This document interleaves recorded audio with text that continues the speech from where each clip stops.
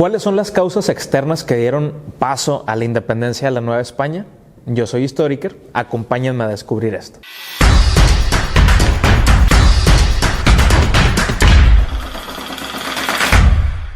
La independencia de la Nueva España, bueno, tengo que dejar claro lo siguiente. En 1821, cuando se produce la independencia, y en 1810, y en 1809, y en 1808, que hay intentos para independizar a esta parte del Imperio Español, el nombre que tenemos es la Nueva España. Es el nombre oficial. México o Estados Unidos mexicanos aparece hasta 1824. Y el nombre de Imperio Mexicano aparece a partir de 1821. Es decir, en el momento en el que nos independizamos o en el momento en el que se empieza a hablar de independencia, vivimos aún en el virreinato de la Nueva España.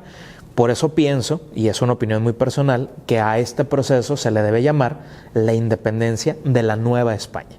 ¿De acuerdo? Porque es el nombre real y es de acuerdo a esa organización que vivimos en ese momento histórico. Para que se produzca entonces la independencia de la Nueva España, ocurren dos cosas. La primera, que se conoce como los factores externos, es decir, qué está ocurriendo fuera del virreinato. ¿Qué está ocurriendo, por ejemplo, en los Estados Unidos? ¿Qué está ocurriendo en Madrid? ¿Qué está ocurriendo en Francia? ¿Qué está ocurriendo en el sur del continente americano, en el virreinato del Perú, en el Río de la Plata? ¿De acuerdo? ¿Qué está ocurriendo? ¿Qué más está pasando en el Imperio Español? Eso es lo externo, lo que ocurre alrededor de la Nueva España. Y los otros motivos que también dan paso o que dan origen a la independencia son los internos que veremos en otro episodio. Hoy nos vamos a concentrar en las causas externas, es decir, aquello que nos llegó, que no pudimos controlar, pero que sin embargo ayudó muchísimo. No podemos hablar de independencia sin referirnos al pensamiento ilustrado. La ilustración significó un conjunto de ideas filosóficas, políticas, sociales y económicas de carácter racionalista y laico. ¿Qué significa eso? Hay un movimiento en Europa donde se cuestiona la validez de todas las enseñanzas de la Iglesia, porque la Iglesia siempre respondía con la voluntad de Dios. Si la hoja se cayó es porque Dios así lo quiso en su voluntad. Pero llega la época del racionalismo, de la razón, y entonces empezamos a ver que no, que hay un proceso de fotosíntesis donde si no hay la absorción, si no hay la clorofila, si no hay la luz, pues la hoja se va a desprender. No es que sea la voluntad de Dios. Es decir, empezamos a racionalizar el conocimiento. Entonces, esto permitió muchos avances. Laico significa que es una opinión externa a la Iglesia, que no viene de la Iglesia, pues, ¿no? Entonces, este pensamiento ilustrado originó la propagación de todo tipo de ideas de carácter racional, de cientos de conocimientos y de cientos de saberes, primero en los países de Europa y después particularmente en Francia, donde fue el punto neurálgico del pensamiento ilustrado, y posteriormente pues esta ilustración o este siglo de las luces o este iluminismo también, como se puede llamar en sinónimo, pues llegó a España y de España llegó a todas las colonias que tenía alrededor del mundo, ¿no? En la Nueva España, por ejemplo, las ideas de la Ilustración las podemos notar cuando diferentes criollos, diferentes pensadores empezaron a escuchar, empezaron a leer, empezaron a darse cuenta pues de la legitimidad del rey, de la legitimidad de la Iglesia, del gobierno, de cómo tenía que generarse el conocimiento. Y entonces surge, por ejemplo, ya de forma más consciente, más racional, en la Nueva España, una idea de que vivimos en una monarquía, sí, pero es una monarquía desigual, socialmente hablando, políticamente hablando y económicamente hablando. Una monarquía que tiene muy pocos ricos y muchos pobres, ¿no? Entonces, el pensamiento ilustrado pues se va a notar ahí. Cuando nos referimos a ilustración o a pensamiento ilustrado, estamos hablando específicamente de las obras de John Locke, de Montesquieu, de Voltaire, de Rousseau. ¿De acuerdo? De la separación de poderes en ejecutivo, legislativo, judicial, de la autonomía, de la autodeterminación, de la libertad. ¿De acuerdo? Estamos hablando de esos temas que hoy en día pues nosotros ya los dominamos prácticamente a la perfección y con los que nacimos, pero hace 300 años, 200 años, pues esto no era posible, ¿no? Todas estas ideas de estos pensadores van a cuestionar la legitimidad del absolutismo. Resulta que durante mucho tiempo los reyes gobernaron de forma absoluta. A eso se conoce como absolutismo, es decir, el rey soy yo y punto. ¿De acuerdo? Entonces las decisiones las tomo yo, te guste o no te guste. Después, gracias a esto de la Ilustración, se convirtió el absolutismo en despotismo ilustrado. Es decir, yo ya sé que estoy mal, pero me vale. Entonces acatas mi voluntad, porque el Estado soy yo. Era una de las frases de uno de los Luises de Francia, ¿no? Para no errarle, porque hay tantos que ahorita no quiero darles mal el dato, pero el Estado soy yo es una frase que ha quedado grabada ya para la ciencia política y para la historia y para la sociología y para muchas áreas, porque pues representa el despotismo ilustrado. Sé que estoy mal, pero no me importa, el Estado soy yo. ¿De acuerdo? Entonces estamos viendo que hay clases sociales muy dispares, que hay polos, que hay pobreza, que hay riqueza, y entonces empezamos a caer ya como en un conocimiento de causa, ¿no? También otro proceso dentro del pensamiento ilustrado es el enciclopedismo.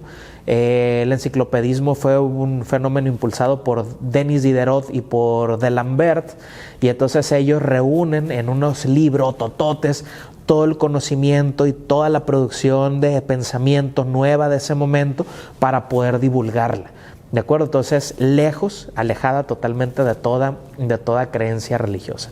¿Cuáles fueron las consecuencias de la Ilustración? Bueno, la propagación de este tipo de ideas en todos los lugares del Reino Español, incluida el Virreinato de la Nueva España, pues generó pues que fuera la gente más consciente de los problemas y que muchos de ellos pues venían ocasionados por la monarquía, ¿no? Entonces, aparte, la Ilustración también decía que los ciudadanos tenían que tener mayor cantidad de libertades, incluyendo la de pensamiento, y sobre todo tenían que aplicarse los derechos universales o naturales, como se llama en ese momento. O sea, tú naces y tienes derecho a la vida, tienes derecho a la felicidad, tienes derecho a reír y a correr y a comer, ¿no? O sea, ese tipo de cosas que pues son muy básicas, pero a las que todo ser humano tiene derecho, ¿no? Entonces, un primer momento, un primer antecedente externo a la Ilustración que abre los ojos, de acuerdo, de todos los novohispanos, y dicen, ok, vamos a cuestionar qué es lo que está sucediendo con la iglesia y con el ejército y con el gobierno y con la monarquía, ¿no? Entonces, funcionó muy bien. El segundo antecedente externo de las causas que dan origen a la independencia de la Nueva España es la independencia, pero de las 13 colonias de Norteamérica. Resulta que en 1776 las 13 colonias inglesas en Norteamérica van a iniciar un movimiento para alcanzar su independencia y se van a enfrentar a la corona británica. En ese momento el rey de Gran Bretaña, del Reino Unido, de Inglaterra, empieza a aumentar la carga de impuestos, sobre todo al té, y empieza las contribuciones a generar muchos problemas entre los colonos que estaban acá en el continente americano, y entonces ellos mejor deciden reunirse, llevan a cabo los llamados congresos continentales que celebran en Filadelfia, y entonces empiezan a hablar pues de la posible independencia y separación de forma madura de las 13 colonias respecto al imperio británico, ¿no? En el tercero de esos congresos, los participantes van a proclamar la libertad mediante la Declaración de Independencia, y eso ocurrió, pues como todos sabemos, un 4 de julio de 1776, y participan personajes como Thomas Jefferson, Benjamin Franklin, George Washington, de acuerdo, que son como los padres fundadores de Estados Unidos. Junto con esa Declaración de Independencia, por ejemplo, se van a redactar los principios de la Ilustración, o dicho de otra manera, la Ilustración es evidente también como un antecedente de la independencia de los Estados Unidos o de las 13 colonias, porque por ejemplo utiliza las siguientes frases. Estas son frases que aparecen en el Acta de Independencia de los Estados Unidos. Dice: Dios ha creado iguales a todos los seres humanos y les ha dado derechos inalienables. Un derecho inalienable es al que tú no puedes renunciar. Por ejemplo, tú no puedes renunciar a la vida, no puedes renunciar a la libertad y no puedes renunciar a la felicidad. O sea, no lo puedes transmitir. O sea, tú no puedes decir, yo decido no ser feliz y se lo paso al vecino. No, o sea, tú tienes derecho a la felicidad. Si tú quieres ser feliz es cuestión tuya, pero tú tienes el derecho a ser feliz. Entonces tú no lo puedes traspasar. O sea, ya naciste con ese cartucho, pues, o sea, úsalo, ¿no? Y otra frase también que es ilustrada y que aparece en el Acta de Independencia de los Estados Unidos es la siguiente: el pueblo soberano, o sea, el pueblo es uno, ¿de acuerdo? Es unido, es poderoso, ¿no? debe elegir a sus gobernantes, los cuales cuidarán que se realicen y respeten los derechos de cada ser humano. ¿De acuerdo? Entonces, el gobierno está para vigilar que los hombres y las mujeres tengamos derechos, no para abusar de ellos ni para vivir en los lujos, ¿no? Entonces, ese es pensamiento ilustrado y aparece en la Declaración de Independencia de los Estados Unidos. Entonces, las 13 colonias se independizan. Nacen los Estados Unidos, tienen 5 años de guerra hasta que definitivamente el ejército continental, si mal no recuerdo, pues logra derrotar a los británicos, a los ingleses, y entonces pues nace Estados Unidos de Norteamérica. Y a todos los novohispanos que los teníamos en el norte dijimos, ok, pues o sea, no es imposible pues, separarse del rey, pues generar un país, y entonces pues generó más conciencia, ¿no? Otro de los episodios o de las causas externas a la independencia es la Revolución Francesa. Resulta ser que pues la Ilustración les decía que uno de los lugares centrales neurálgicos pues fue Francia, París, y entonces pues justamente ahí es donde va a ocurrir lo siguiente. Resulta que en Francia hay una severa crisis económica, todos los franceses están atravesando por un momento muy complicado, básicamente por los excesos de Luis XVI y por la mala administración de la corona francesa. Entonces el pueblo literalmente se está muriendo de hambre, mientras el rey pues está teniendo unas comilonas y unas pachangonas en el Palacio Real. Entonces pues la gente dice, esto no puede ocurrir. Entonces el rey empieza a perder mucha legitimidad, empieza a perder mucha popularidad, y entonces el rey realiza reuniones, ¿no? Entonces con la sociedad, y entonces se logra llegar ya no al absolutismo, sino a la monarquía parlamentaria. O sea, el rey reconoce que está perdiendo poder, y entonces permite que haya una representación ciudadana que gobierne junto con él. Eso es idea ilustrada también. Pero el rey sigue cometiendo sus excesos y sus payasadas, y entonces el 14 de julio de 1779 el pueblo de París se va a sublevar, se va a levantar en armas porque tenía hambre, y entonces toma la Bastilla, ¿de acuerdo? Y entonces esta rebelión se va a extender a toda Francia, y en agosto de ese mismo año de 1779, prácticamente al mes, se va a publicar algo que es fundamental para las ciencias sociales y para cualquier tema legal, que es la Declaración de los Derechos del Hombre y del Ciudadano. Hombre y ciudadano no en cuestión de género masculino, sino en cuestión de especie, de seres humanos, ¿ok? Y entonces la Declaración de los Derechos del Hombre y del Ciudadano hablan de todo a lo que tenemos derecho, de acuerdo a las personas, con el simple hecho de nacer, de respirar, de caminar, de vivir, de existir. ¿De acuerdo? Entonces los franceses por primera vez lo ponen, lo plasman completitito, y nace pues toda una revolución. Entonces se llama Revolución Francesa porque cambia el régimen, cambia de la monarquía a una república, cambia del absolutismo y del despotismo ilustrado a la Declaración de los Derechos del Hombre y del Ciudadano, y entonces hay una nueva forma de entender la vida, ¿no? Para finalizar, el último de los acontecimientos que va a marcar los antecedentes externos que dan origen a la independencia de la Nueva España, yo creo que es de los más importantes. Digamos como que la Revolución Francesa, la independencia de Estados Unidos son ejemplos de lo que puede hacer el pueblo organizado. ¿Puede derrocar al rey? Sí. ¿Puede derrocar la monarquía? Sí. ¿Puede cambiar de gobierno? Sí. ¿De acuerdo? Entonces es como, ok, ya me dio la idea. Y el fundamento es la ilustración. Ok, voy a hacer esto y esto y esto porque esta es la propuesta, ¿no? Entonces ahí tenemos, ¿no? Pero ocupábamos un detonante, algo que nos permitiera actuar, ¿no?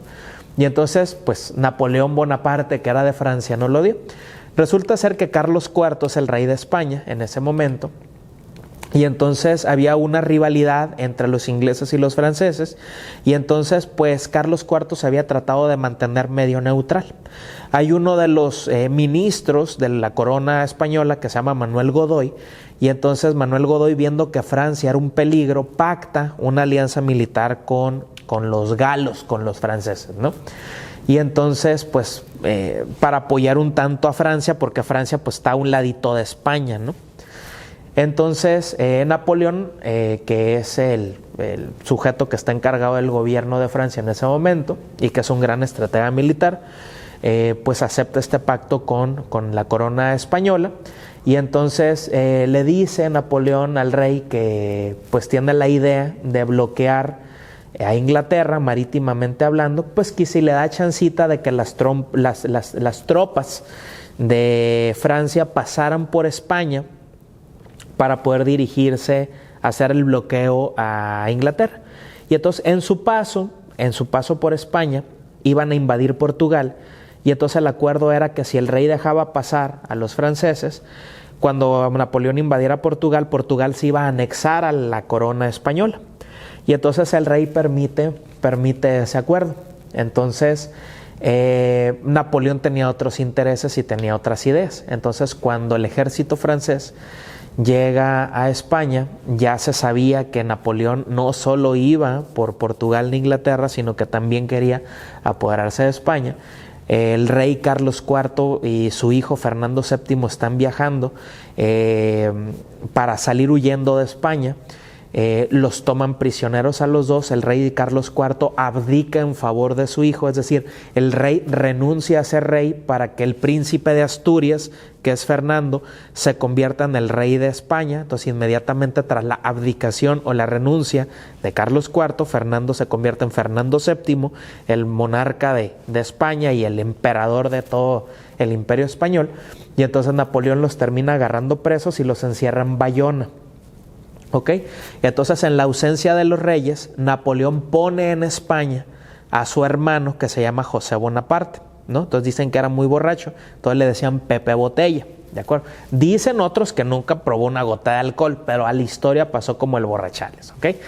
Resulta que Napoleón Bonaparte pone al rey ilegítimo, impuesto así a propósito, y entonces pues ningún español y ningún ciudadano o habitante del Imperio Español estuvo de acuerdo. Entonces en España inició un movimiento que se llama de juntas, donde empezaron los españoles a agruparse para combatir a los franceses.